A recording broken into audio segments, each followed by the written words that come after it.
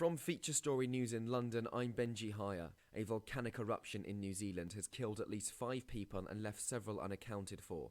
Tourists were seen walking inside the crater on White Island moments before Monday's eruption. More than 20 people have been rescued so far, but it's unclear how many remain there, and some of those injured are in critical condition. White Island is a popular tourist destination, even though it hosts the country's most active volcano. Approximately 50 people are thought to have been on the uninhabited island at the time. Deputy Police Commissioner John Timms says the area is still dangerous and rescuers are struggling to gain access. The island is unstable. There's possibilities of further eruptions, but actually the physical environment is unsafe for us to return to the island. Russia has been banned from all major sporting events for the next 4 years by the World Anti-Doping Agency. The ruling by the agency in Switzerland is punishment for the country manipulating test results. It means Russia's flag and anthem will not be allowed at the Tokyo 2020 Olympics and football's 2022 World Cup in Qatar. Sports correspondent Martha Kellner explains the significance of the decision. As it stands, we won't have any Russian flag at the Tokyo Olympics in 2020. We won't have the Russian national anthem at the Olympics in Tokyo 2020. This is the severest sanction yet in this ongoing Russian doping saga. Tesco, the UK's biggest supermarket chain, could sell its Asian businesses after receiving interest from a potential bidder. Its 2,000 stores provide employment for 60,000 people in Thailand and Malaysia under the Tesco Lotus brand.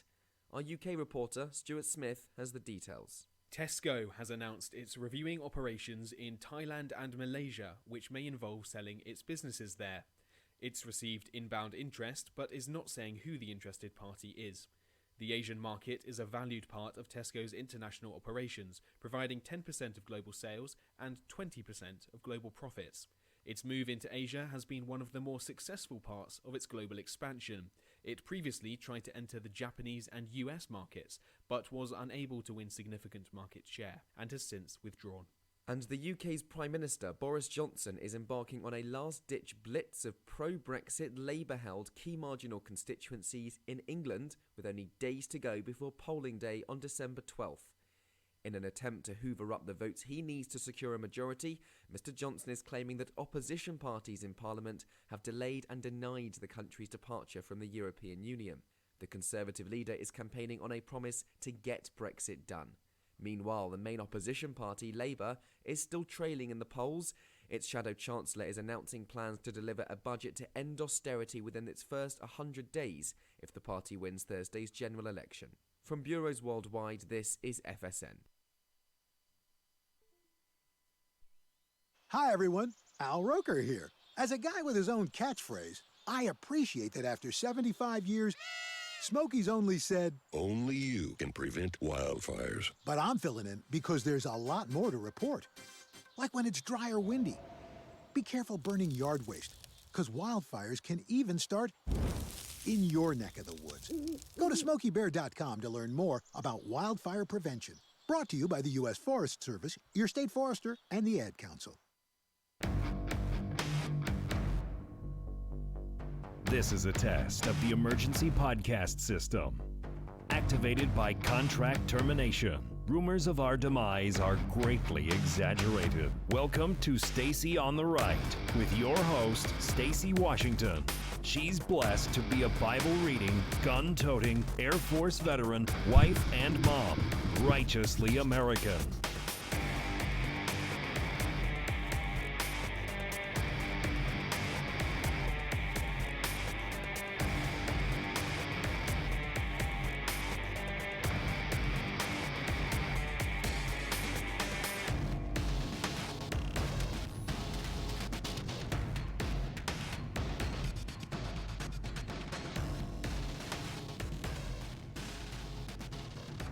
Welcome. Happy Monday. So glad to be with you today. We are just slamming and jamming through December. Yes. Woke up this morning and was looking at my schedule and thought, okay, first of all, whoa, it is already December 9th. We are really moving through this month quickly. And the news is actually moving pretty quickly too. So I want to chat about a few things that have been going on. And this is interesting. First of all, y'all know that President Trump is just killing it in the polls in the battleground states. In fact, he is doing something that pollsters call surging. He's surging in the battleground states, and they're attributing this to the impeachment. I'm so glad to hear it. I think Americans have a sincere wish to see people who've done wrong prosecuted, and then everybody else, well, you know what? You got to leave people alone. President Trump was duly elected, and so he needs to be left alone to run the country for the time that the voters have given him. If voters don't like him anymore, well, goodness sakes, convince them to throw him out. That is what I feel like these polls are saying. We're going to dig into that. We're also going to talk about yet another social justice warrior that's simply a hypocrite. Now, you guys, first of all, the short for that is SJWs, and there is nothing wrong with warring for social justice for people who don't have it, namely people who are poverty stricken. There's nothing wrong with that. In fact, the Bible calls on us to do that. Proverbs is literally, it's littered with, if you like that terminology, admonitions to us not to take advantage of the poor, not to charge the poor exorbitant rates when they borrow money, to give to them rather than to loan to them, not to cordon them off in certain areas of society where they can't be seen and they can't have opportunity to improve their lives. The Bible tells us that we are to care for the orphan, the widow, and the person who's in prison, which means as much as we want people to be held to justice, held to account for their actions, I'm having trouble making my headphones fit over my hairdo today. That's weird. We want to make sure that people who are in prison still are able to access the gospel, that they're not just left there to rot, but in the spirit of redemption, which is what Christ has done for us, he does that also for those who are in prison. We know this from God's word. So those are things that don't often get discussed, but as Christians, before politics, right? This is our Christian worldview we're acting out here. We're supposed to be taking care of the poor. What we have done in this country is we have said, taking care of the poor is messy work. It's not cool. It's not something we really want to do all the time. We don't want to see the poor. We don't want to be interfacing with them. So we play an elaborate game of wealth redistribution where we take from people who've worked, and instead of saying, hey, Stacy, I'm taking a quarter of your income this year, where would you like me to put it? What ministries would you like it to go into? Aside from the cost of running the country, paying for never-ending wars, funding our different programs that we do like Medicaid and Medicare, et cetera, pretending that we're putting money into a so-called lockbox per Al Gore for my retirement and yours through Social Security. And we pay for so many other things, roads, bridges, don't want to leave Obama out of this. But do they ever say, out of the charitable income that we're going to be sending out, the money we're going to send that's supposed to take care of the poor, the money we're using to wage the war on poverty, Stacy, where would you like that to go? What programming do you think we should initiate? No, they just dump it into federal and state governments, and those governments use the money on just what would you say there are? Tens of thousands of different types of social safety net programs that are supposed to help people get off poverty. Now, some of these programs, admittedly, you have the generational welfare set in America, and then you have everyone else. And these are people who really, they fall on hard times.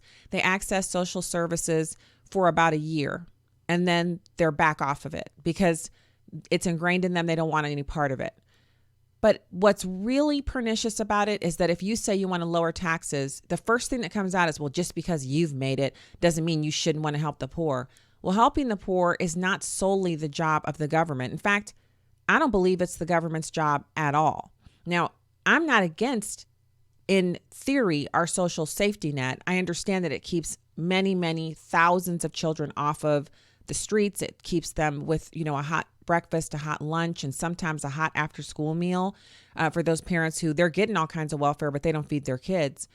But the way to make sure that poverty is limited to the smallest number of people is not through taxation and wealth redistribution. It's through hand-to-hand, person-to-person interaction where people who are being helped are held accountable by those who are helping them, thereby facilitating their move off of the social services.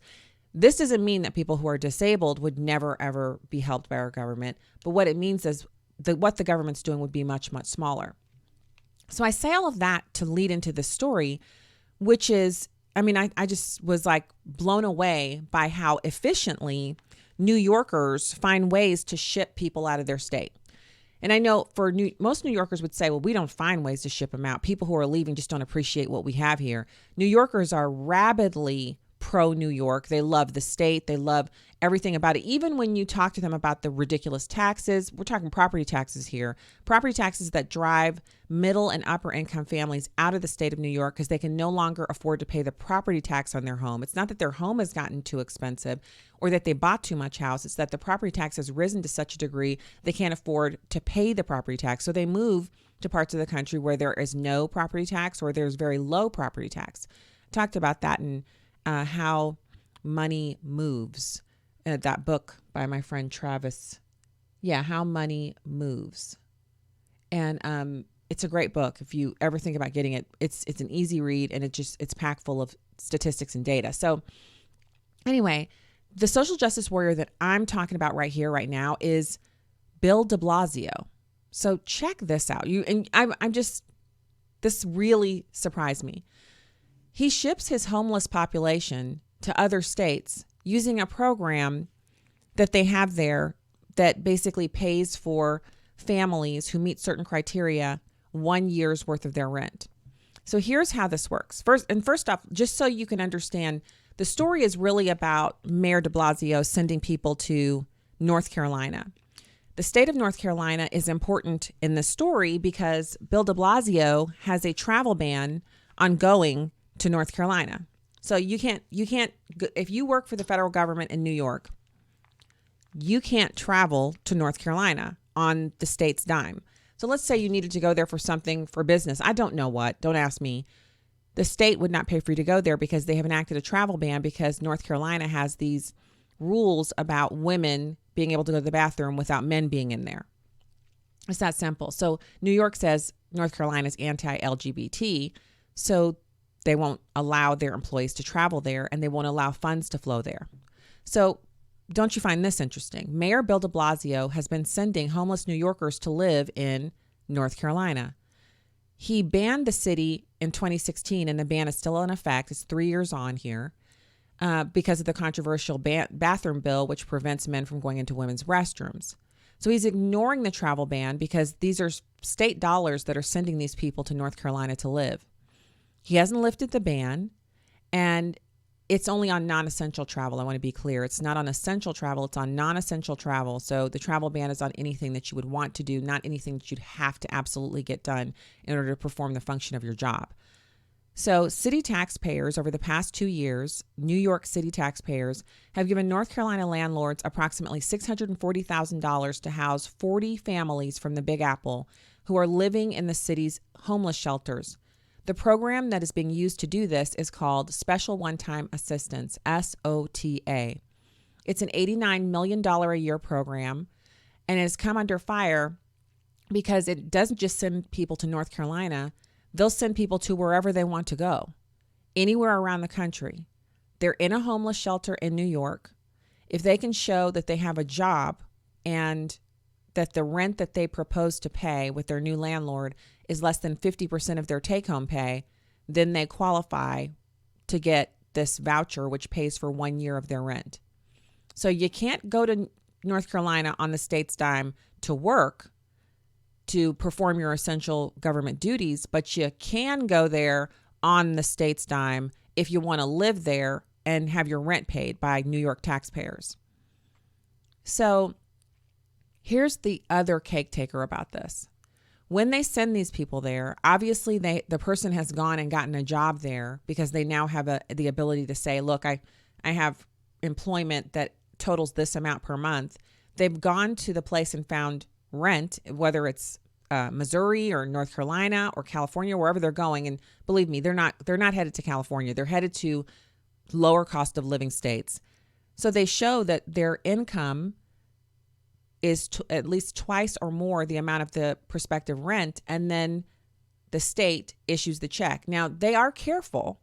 I was looking up some details on this. And I thought this was really interesting because of what they're doing.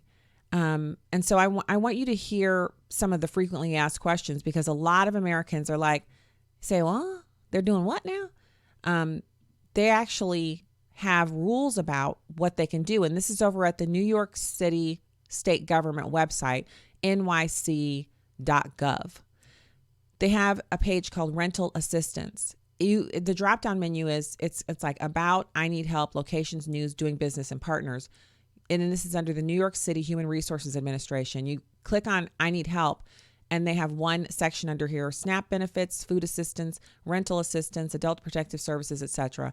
So you click on rental assistance and it takes you to SOTA.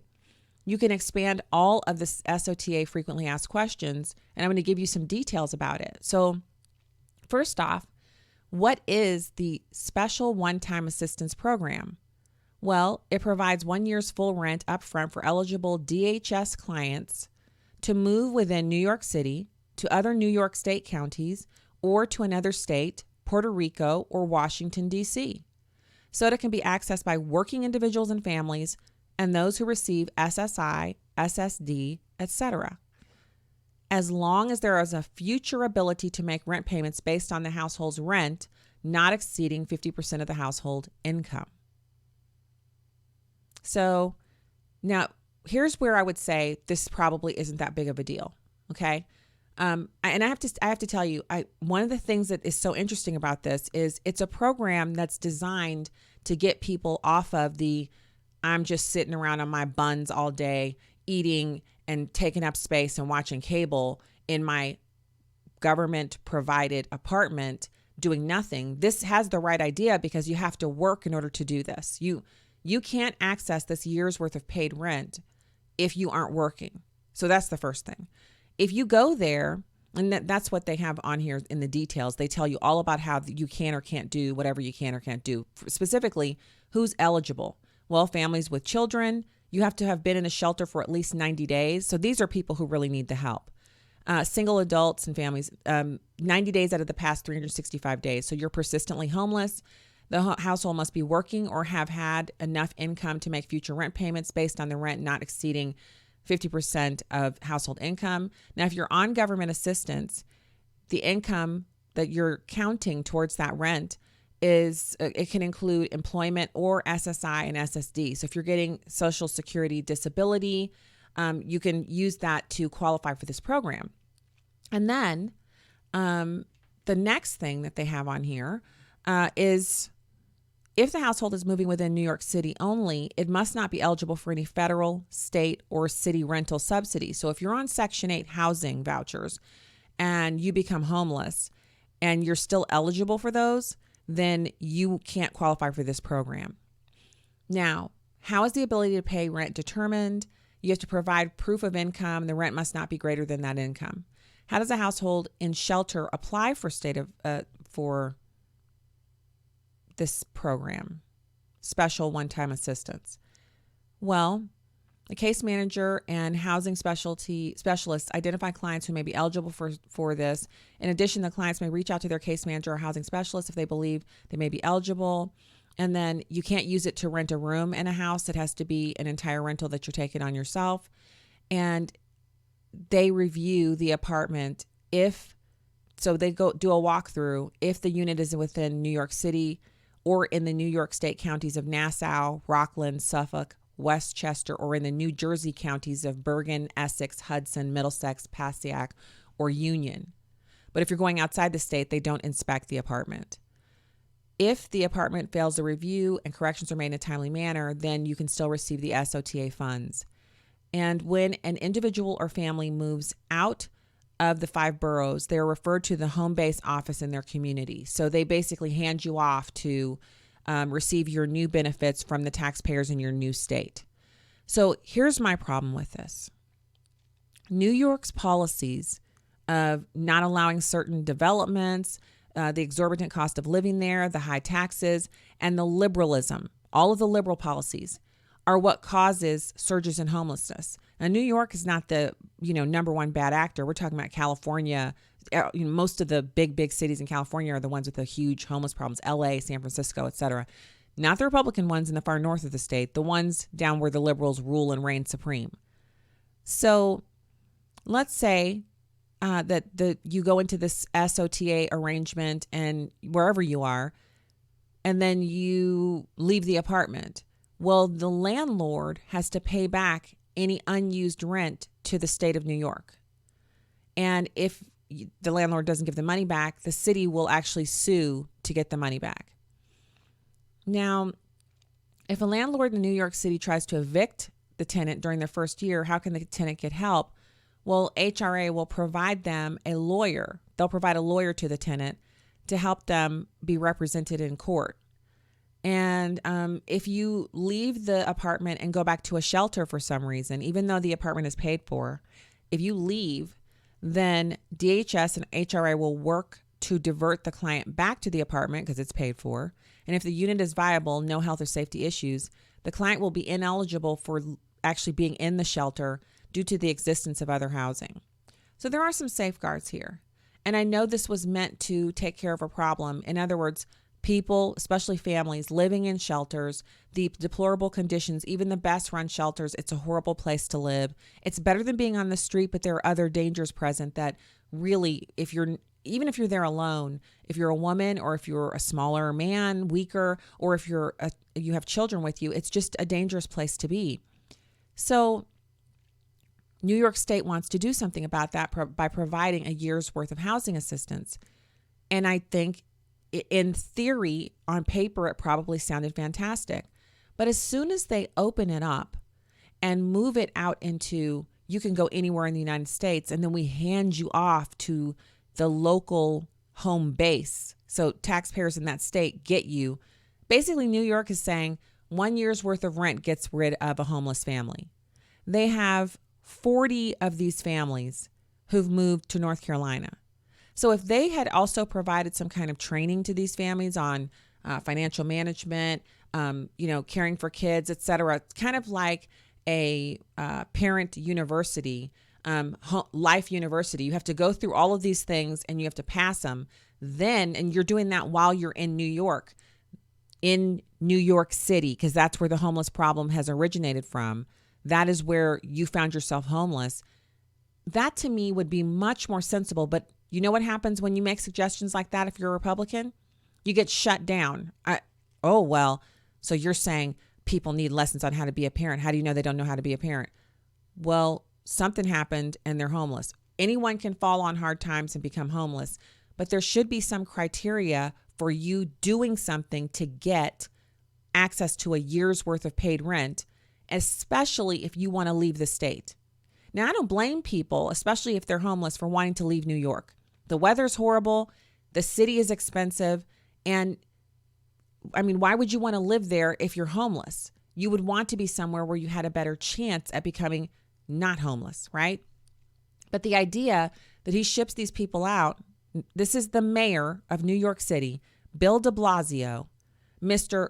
Lower Your Climate Footprint. He's shipping these families outside of the state of New York, and he's doing it with taxpayer dollars, and he does not alert the incoming receiving districts. It's not like the people there are calling up North Carolina and saying, hey, we got 6 homeless families that we're shipping down to you. They're moving to your state, which you can't prevent people from moving to your state.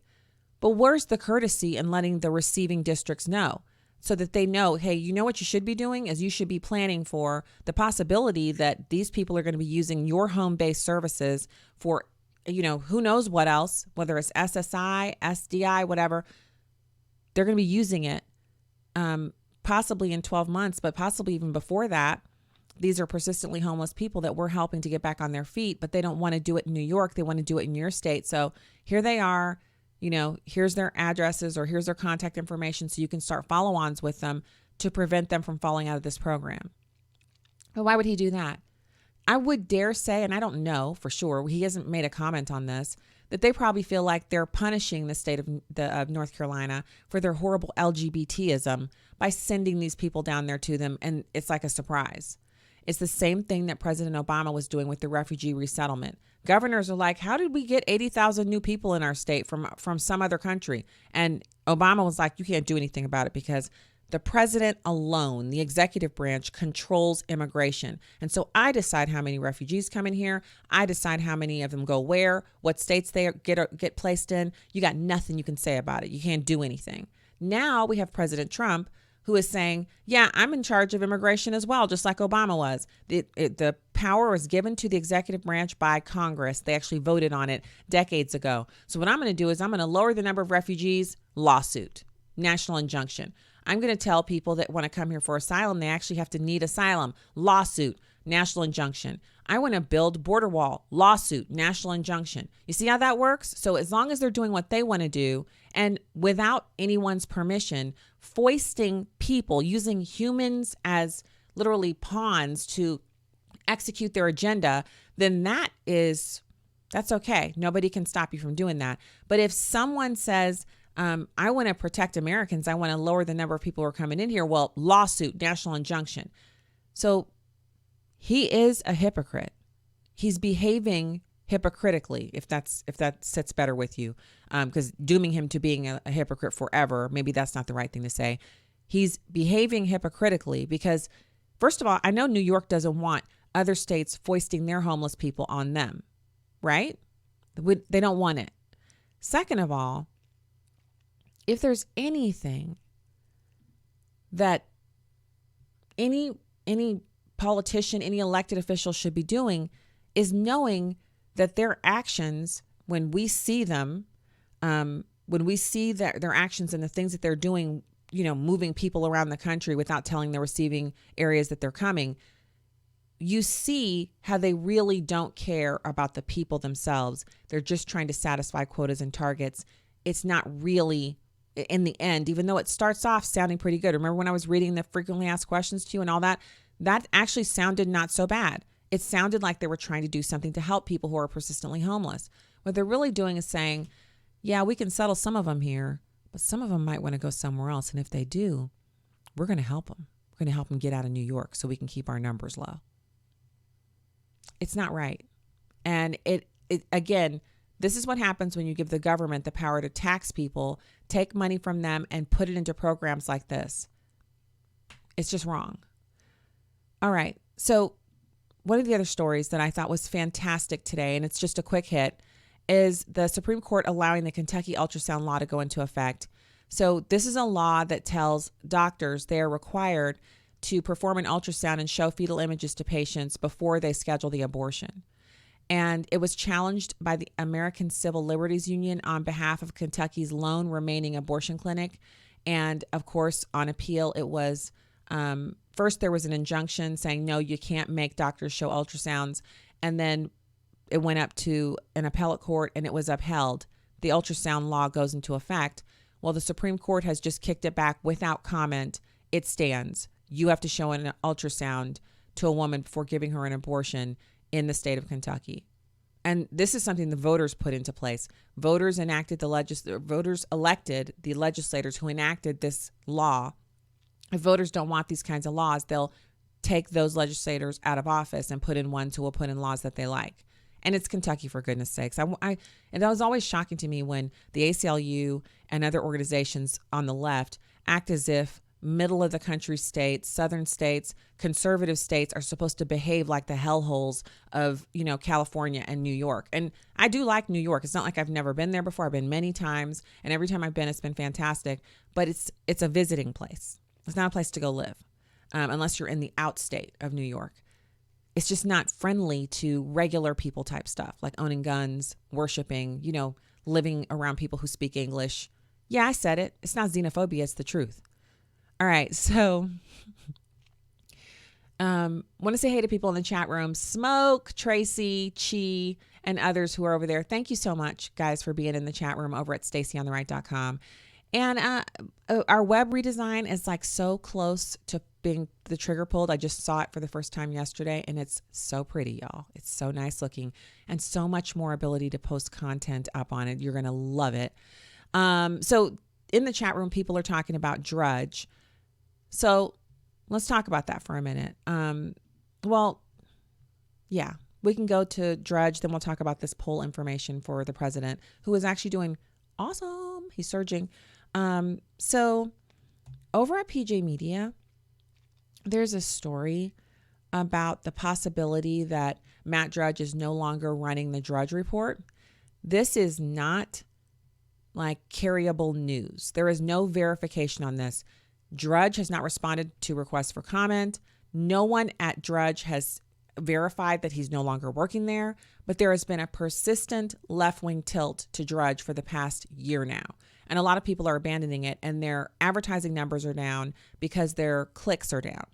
So people are saying maybe the reason why it's changed is because people have stopped going there because Matt Drudge no longer owns it.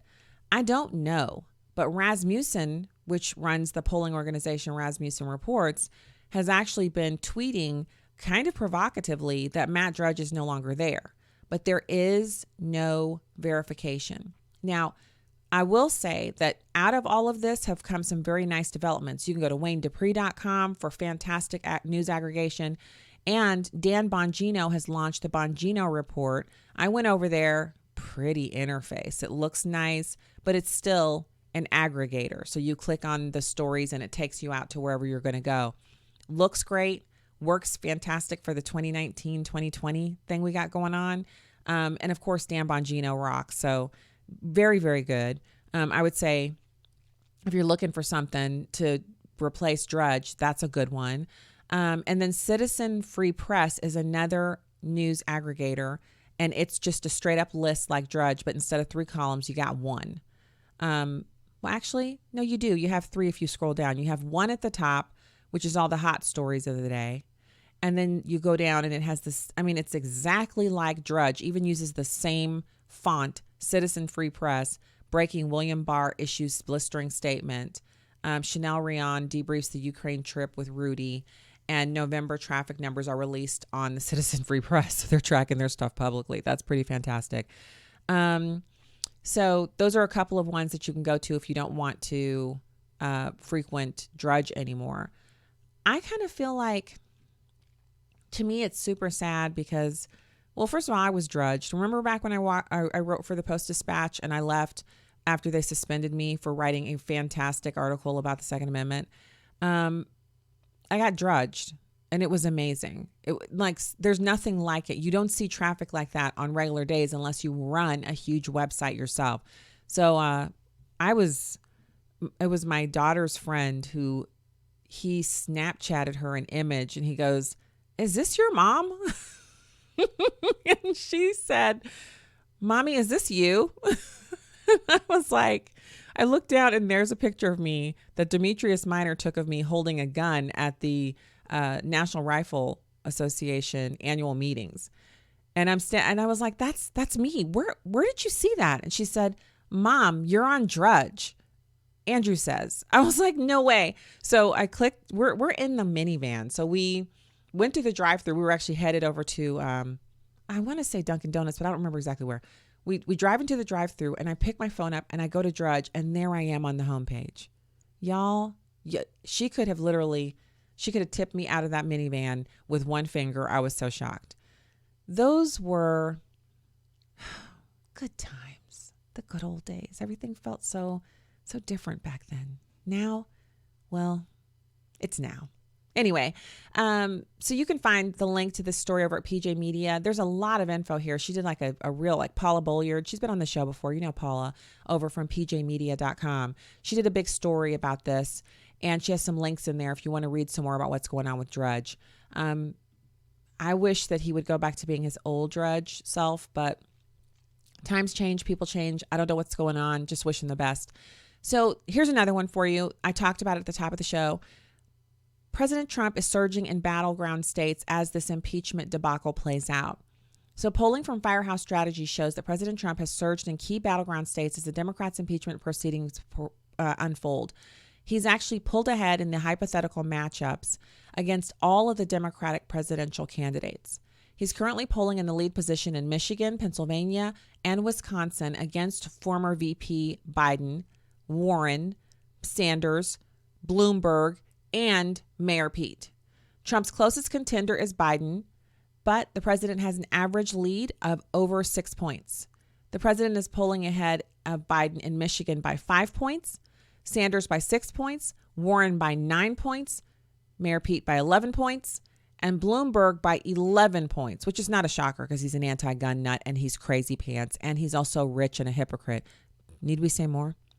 So in Pennsylvania, Trump leads Biden by 4 percentage points, Sanders by 11, Warren by 7, Buttigieg by 6, Bloomberg by 4. Bloomberg's best performance was actually in Pennsylvania. So the numbers go on. You can find this story from, it's Jordan Pear wrote this over at DISRN. You can find this also in the show links and click through.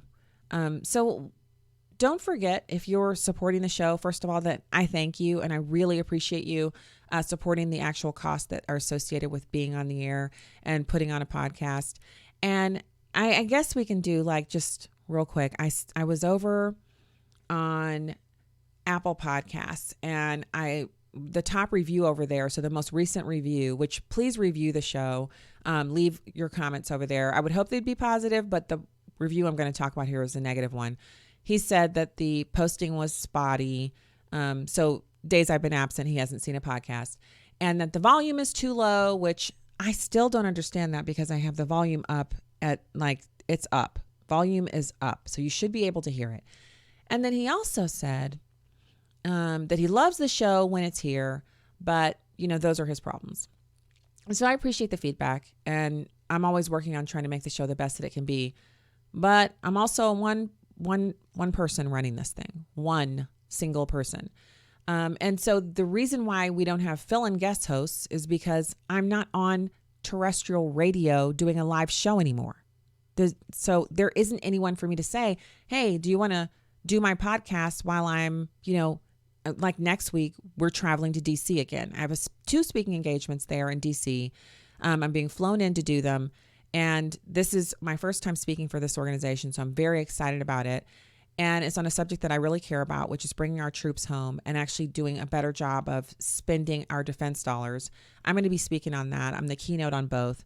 And then on top of that, I guess it's a good time to share. I've been invited to the White House Christmas reception, and it's my first invitation. Now, you guys know I've been to the Black History Month reception, and that's nice, and I'm glad that I was invited. I'm really honored, but this is my first time being invited to the Christmas one. And so I'll be doing that while I'm there. And as God's providence has worked out, because he orders all my steps, he takes care of me lock, stock, and barrel, I'm invited to the White House Christmas reception that is on the same day as my speaking engagement, and I did not arrange that myself. I was asked to speak there when I was in DC the last time. Remember a few weeks ago when I went to the Bring Our Troops Home conference at the White House or at the National Press Corps? Then one of the gentlemen there who runs an organization, I met him and he said he really enjoyed my comments and he wanted me to speak for his organization. So I said yes. And when we got back together later after I'd returned home, she said, oh yeah, there's going to be, it's the day we're looking at is the 17th. Can you make that? So I agreed. I looked at my calendar. I said yes. Well, then the other thing that I really was like, I'll be in DC, so I'll see my mom and my dad, I'll see my sister, blah, blah, blah, blah. Well, then I go into my spam because I try to check it periodically to see are any of my good emails in the spam folder. And there is a note, an email from the White House social office. I click through and it's an invitation addressed to me from the president and his wife to join them at a Christmas reception. So I didn't think there are many of these. I don't know anything about it, you guys. I don't know anything about the Christmas calendar at the White House except for the tree, which has already been delivered, and the decorations being rolled out, which has already happened. So a few days ago on, I think it was Friday, on Instagram, I noted some of my other Blacks for Trump Coalition advisory board members. A couple of them were at the White House on Friday night for the first White House Christmas reception. And then I realized, they have them, there's one every few days so they can get everybody in that they want to get in because there's just, probably thousands of people who they have on their list to invite. So then I thought to myself, and I just had to stop and say, thank you, Lord. Thank you so much, because it's obvious that I don't have to pay for a plane ticket to go to DC to go to the reception because I'm on, limited funds here for business expenses. And please don't mistake it. My husband takes care of our family and I'm fine in that area. It's not like I can't, there are bills that are not being paid. It has everything to do with the cost of the podcast, the cost of the equipment here, the cost of the stuff that actually makes up the show. That's the part that I've always funded through my income from being on the radio has covered those things. And that's the part that you guys are graciously helping to cover by donating through PayPal or the Patreon site. You guys are doing that. And I appreciate you for that because that means I don't have to say to my husband, hey, you're funding the show because I don't feel like that's what God has me doing. So anyway, the amazing thing is that I've been invited to the White House Christmas reception that is in the afternoon right before my speaking engagement. So the plan for next week is we have a show on Monday. We have one on Tuesday. Then I fly to DC. I won't have one on Wednesday, but I will live stream from my phone. So that's the thing for people who are missing me on Facebook. I can live stream on my phone. I cannot live stream using the equipment here, which includes this backdrop and the microphone, the mixer, all that stuff. But I can live stream from my phone. So I'll live stream from the White House so you guys can see whatever I can see. I'll do it for a few minutes so you guys can peek in and be a part of that. And then hopefully my son who's coming with me next week will have, he'll be on camera duty we have a fantastic new tripod that we got from Smoke, donated to the show by Smoke. Thank you so much, Smoke, for doing that. You're amazing.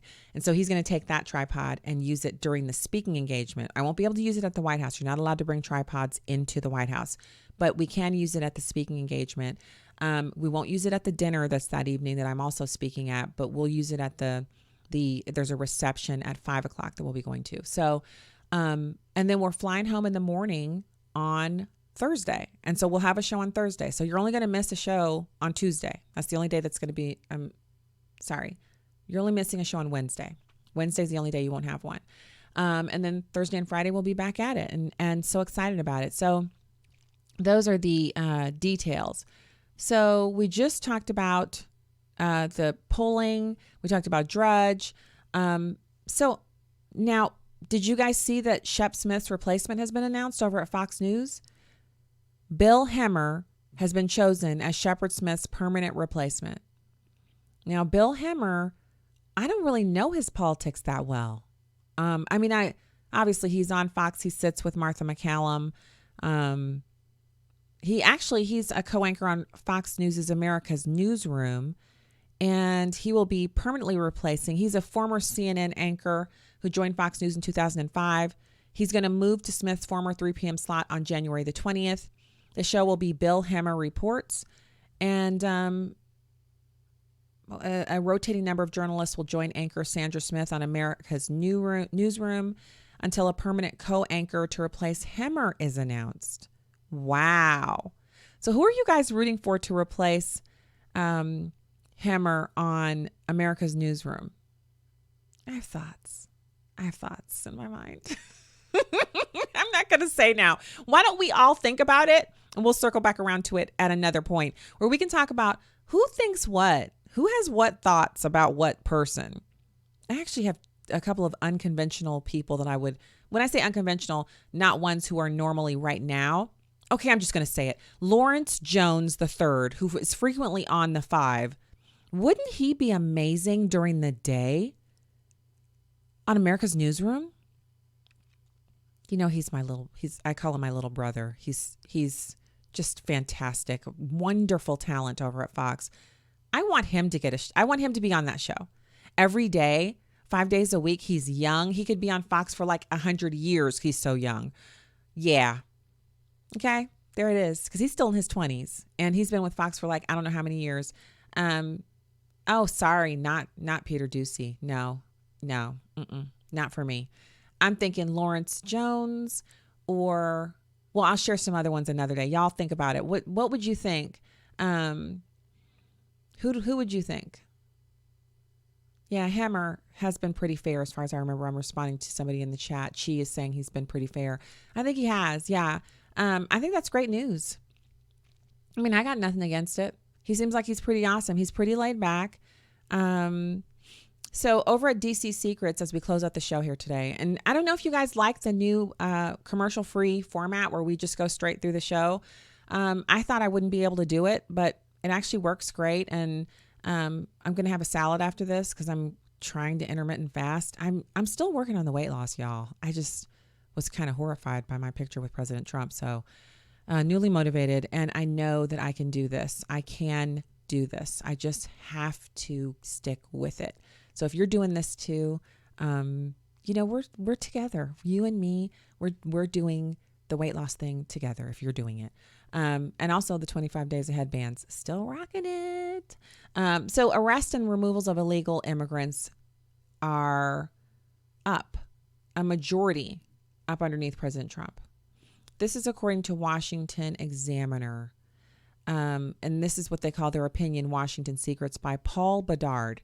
So they've made good on their promise to boost arrests, detentions, and deportations of illegal immigrants convicted of crimes over the Obama administration. Now, Obama was the deporter in chief, and they've said that President Trump has only deported around 880,000, while President Obama deported like 1.4 million or something like that. So the president really needs to catch up. The detentions have increased, removals jumped. Convicted criminals accounted for the majority of the arrests, detentions, and deportations. And the administration has said that they're targeting mostly criminals, and this has held to be true according to these numbers. Now, I think these numbers are pretty important, and you should put them in your back pocket. Most of the illegal immigrants who have been seized in the United States and are being deported are from Latin American nations.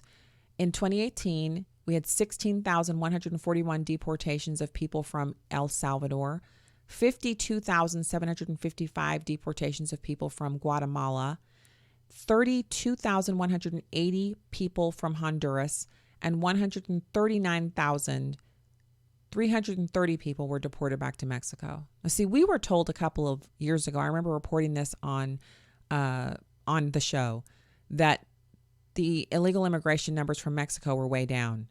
Well, if you look at this, the Mexicans are still pouring in here by a huge rate if these are the deportation numbers we're seeing. Unbelievable. So that's law breaking, and the president's trying to stop it, and we should be supportive of him. Lock, stock, and barrel, honey bun. All right. So that is the show for today. I have had such a pleasure. I was putting it together today, and I was just feeling a little more upbeat. I know it's been really frustrating, at least for me, with a lot of the different things that have been going on with the show, but we are still here. We're still rocking it. And it's always a pleasure to be with you and to get to talk to you and to have you guys check out the podcast. So share the show, share it with friends, send them the link. You can also listen to the show if you're looking for the podcast. You can look on any of the podcast sites. You can even go to TuneIn. We're on there. So check us out. Do the good thing, which is if you're wanting to do something for Christmas and you're thinking, what can I do for Stacy? Make a goal to share the show 100 times in the next 30 days. That's the best gift you can give me. Thanks again to Smoke. You are amazing. Thank you so much for the tripod. We'll be using it next week while we're out and about in DC. All right. Until tomorrow, you guys.